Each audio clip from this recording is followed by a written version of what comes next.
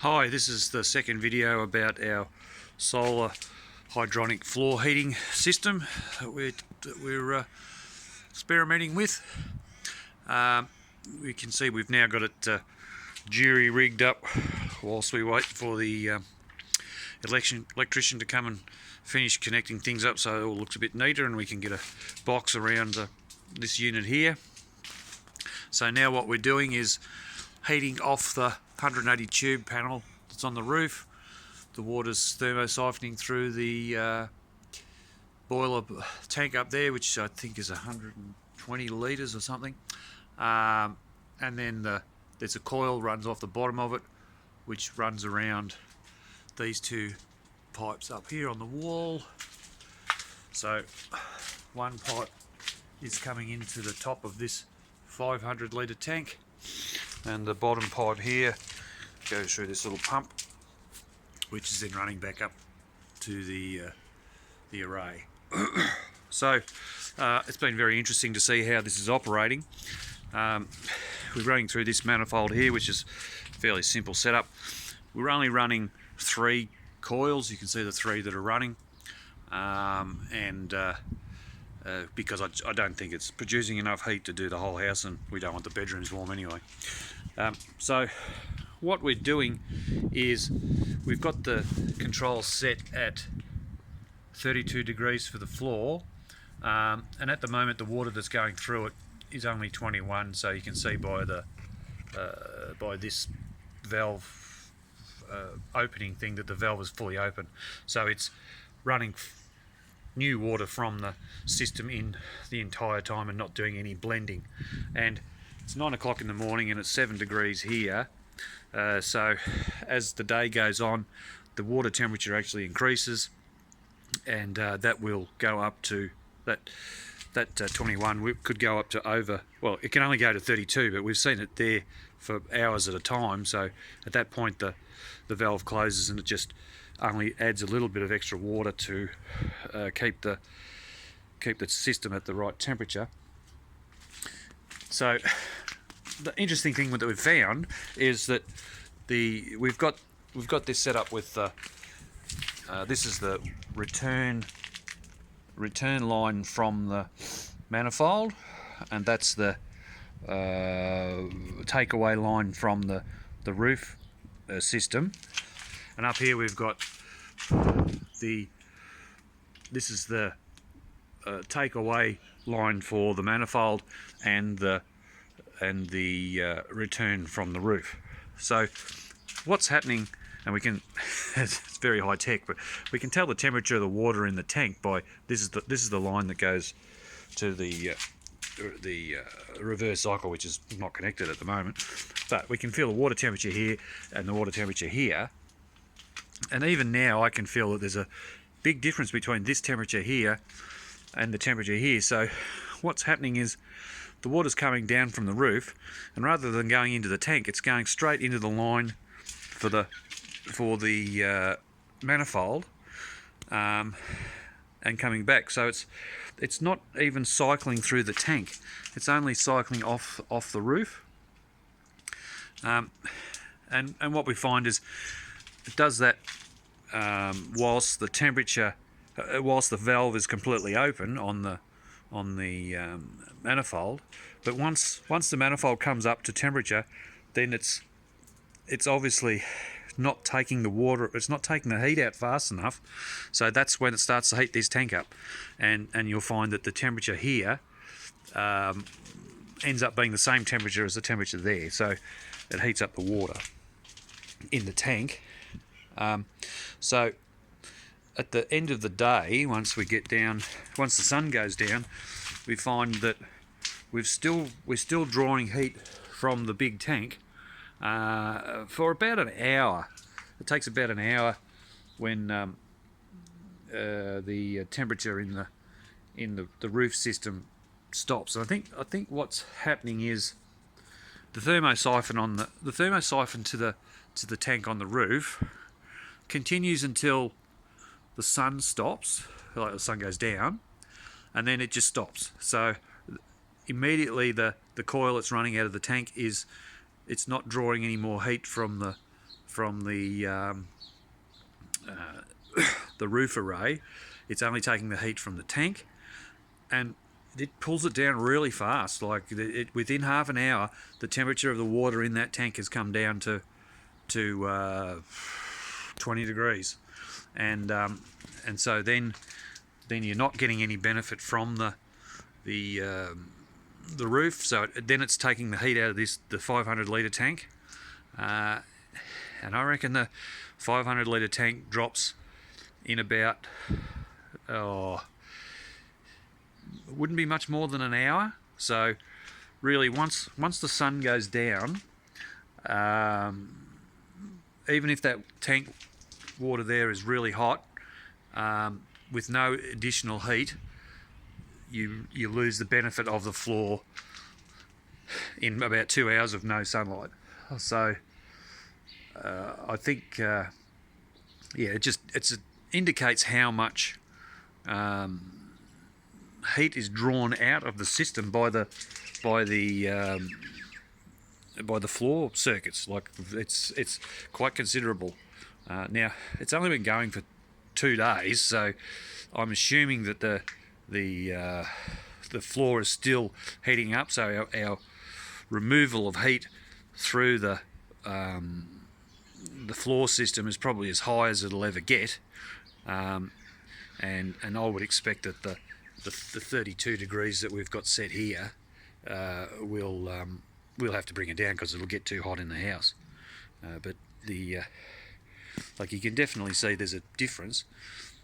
I don't think these gauges are terribly accurate because this one is pretty good. It's 20 and that's saying 19. So let's assume it is accurate.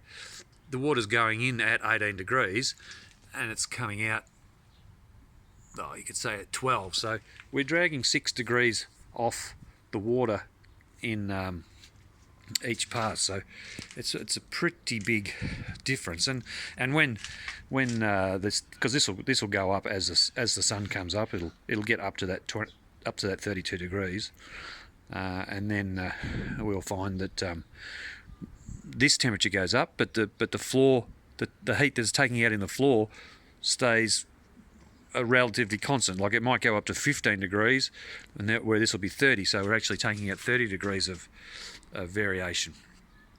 So yeah, it's an interesting situation. So, but I'm really impressed with the way that the thermosiphon into the tank on the roof has worked, and the transfer of heat from the coil into this system has worked really good. And you know, it's completely by accident that we're finding this cycling straight off the roof into the floor, because it's you know, I guess the theory of it's just supposed to mix the water in the tank, but there's no need for that, and it means that we get heat at the manifold much faster, because the water in the tank's certainly not 22 degrees. Like it might be 15 maybe. Like that's nearly cold. What's going up there? So that works really well. The only drawback with it is that this controller has the capability to turn the system on and off depending on the temperature of the water coming past it, and you're supposed to have a second, like this pump on here is supposed to just be to move the water through the circuit. There's supposed to be a second pump bringing the water up to here to shift it around the system, but I thought, well, rather than waste the time and money of putting another pump in, we just try it with the single pump to see if it worked, and it's working fine. But what it does mean that is, if I had this set to turn off when the temperature was too low, so maybe I had it set at 20 degrees, it would never come back on, because there's no, once this turns off, the whole system stops, so the water stays completely cold. It's not as if it's moving warmer water past it. So the drawback is that we'd have to have it on a timer. So, but that's no, like, all we're doing at the moment is when you get up in the morning and the sun's up, you turn it on, and immediately it's working because it's already taken a bit of heat through it's already started thermosoftening, and then a couple of hours after the sun goes down, you turn it off. So we just have it like it's just at the moment it's connected up to a cable running into the garage, but we'll have we could easily have a terminal block here with a timer on it and run it off the timer, and that on its own would work fine. So at the moment we're running the weed heater. We ran it overnight last night, and we've turned it off now because the house is warm. We could always use this reverse cycle as a booster to boost up the temperature of the water in the tank, but really it's cheaper for us to run the weed heater as a top up for the floor, and not use this at all for the heating, and then we'll just have this for the cooling, because like I said, our intention is that in the summertime we'll disconnect the hot water flow, and this will just run cold water. So it'll be cold water through the slab rather than hot water, and it'll do the exact opposite. And we've seen that works, because when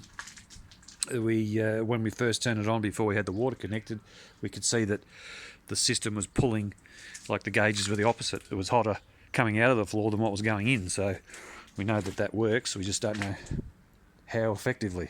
But if it works similar to the heating, it should be pretty good. And the other thing we found is that we've only had this connected up for 2 or 3 days. I connected it up because we were waiting for the electrician to come before we even bothered to wire it, but he hasn't got here, so I did it myself.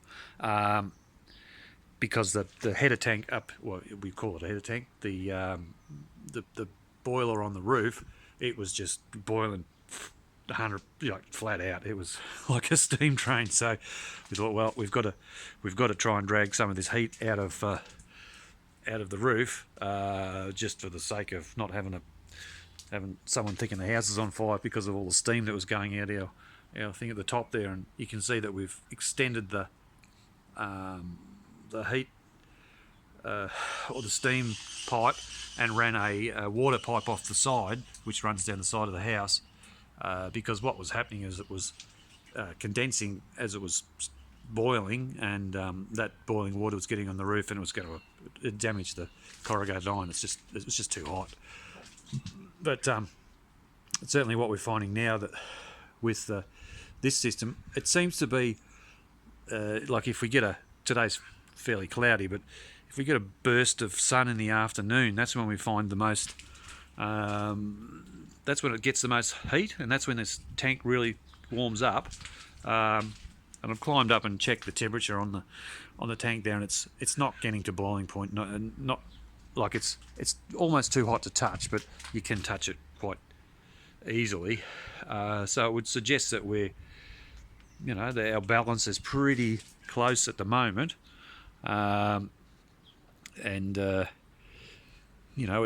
Obviously we'd like some more, but we're out in the middle of winter, and the weather's not real flash, so we can't really expect it to do well. We don't know what it was going to do, but it's an indication that it works really well. We've got plenty of capacity to drag more heat out of the system, because we've got 3 circuits that are closed. So effectively half of the house is not being heated at the moment. This is like how we've got it here set up. This one is a kitchen area, and these are 2 living areas, and the other 3 are bedrooms and bathrooms. So from the aspect of how it compares to just running the house on the weed heater, it's exactly the same, because these are all an open area, which is what the heater is doing. We've never heated the bathrooms, but we've got the ability to do it if we want to now with this, and we don't heat the bedroom either. But if we want to heat it, we open a door with the weed heater, and with this we could just open a valve. So I don't think too much heat's going to be a problem.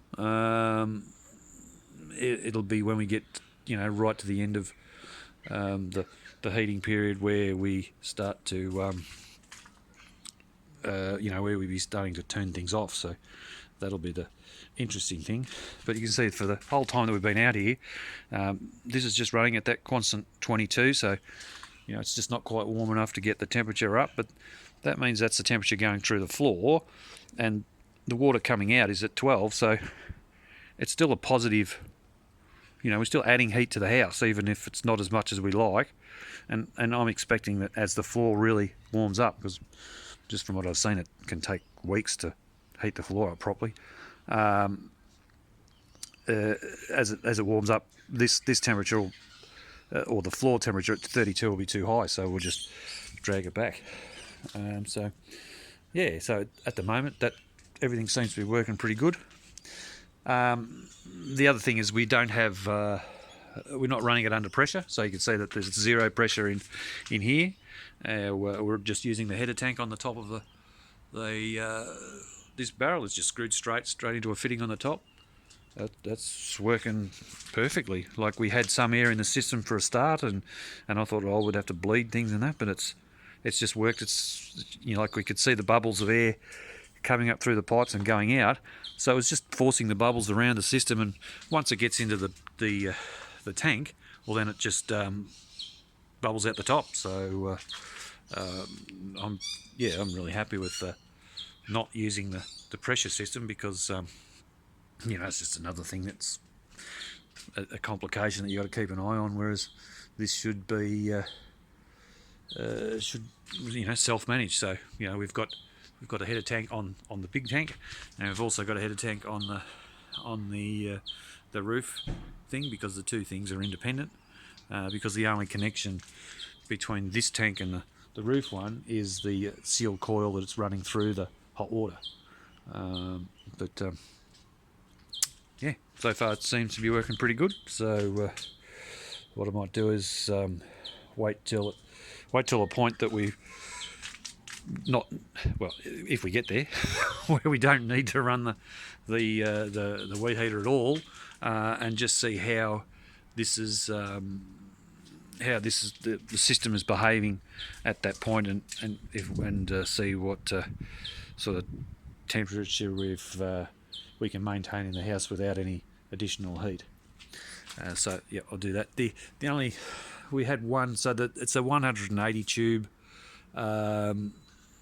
array on the roof, and we had one tube that failed, and I think you can see, here's the failed tubes here. There's two there because we broke one putting it in as well, but this top one with the rubber seal on it, that's the one that failed. I reckon there's a huge amount of radiation comes out of that tube, so like when you get into the later time of the day, when where you're not getting any gain, you're wasting a lot of heat if you've got a broken tube.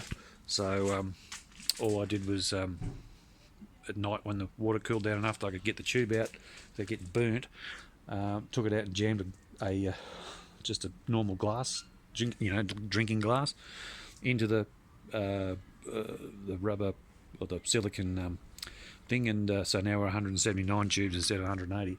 But it's I think the loss of heat from any of those tubes failing would be really, really high. I reckon you'd be horrified how much heat you lose through one of those. So far better to get it out, and not hard to do. And eventually we'll just put a new one in. But so far it's looking pretty good. And if anybody's got any questions, just let me know, and we'll keep on playing around and see how we go. Okay, thanks for that. Bye bye.